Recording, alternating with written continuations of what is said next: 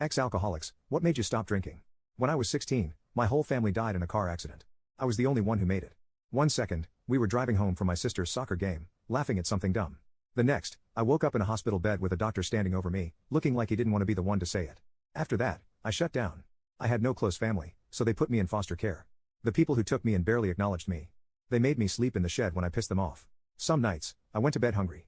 I started sneaking out, getting strangers to buy me whatever cheap liquor I could get my hands on. By 18, I was homeless. My routine was simple: wake up, go to work, buy booze, pass out, repeat. I had no reason to stop. I didn't care if I woke up the next morning or not. Then one night, I was drinking outside a gas station when a cop pulled up. I kept my head down, waiting for him to tell me to move or arrest me. Instead, he leaned against his car and said, "You even old enough for that?" I shrugged. "Yeah, basically." He looked at me for a second, then nodded toward his car. "Get in." I figured, what the hell? Maybe a night in a cell would be better than this. But he didn't take me to the station. He went inside the gas station and returned with a coffee and a bag of food. He handed them to me and said, "Eat." I stared at the bag.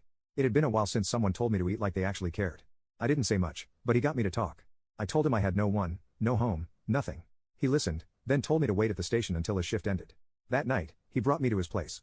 "Couch is yours," he said, tossing me a blanket. "We'll figure things out in the morning." I don't know why, but I told him everything. My family. The drinking. The foster home. He just nodded, like none of it surprised him. Then he told me he lost his wife in a car accident too. Said he got it. He didn't try to fix me. He didn't lecture me. He just helped. He took me to get a new ID since mine was long gone. Helped me get a better job. Kept his fridge stocked and told me to eat whatever I wanted. If I disappeared for days on a bender, he didn't yell. He just said, "You done?" when I stumbled back through the door. One time, he found me passed out in my car and didn't say a word. Just opened the door, pulled me up, and walked me inside. He sat me down at the kitchen table and put a plate of food in front of me. I could barely keep my eyes open, but I remember him saying, "You keep doing this, you're gonna end up like the guys I scrape off the sidewalk at 3 a.m. I laughed. "Maybe that's the plan." He didn't laugh. Just shook his head and said, "Nah. Not you." I didn't believe him, but something about the way he said it stuck with me. One day, he came home and said, "Listen, I can get you into a program. Law enforcement. You just gotta sober up first." I wanted to say yes. I wanted to believe I could do it. But I couldn't. I told him no.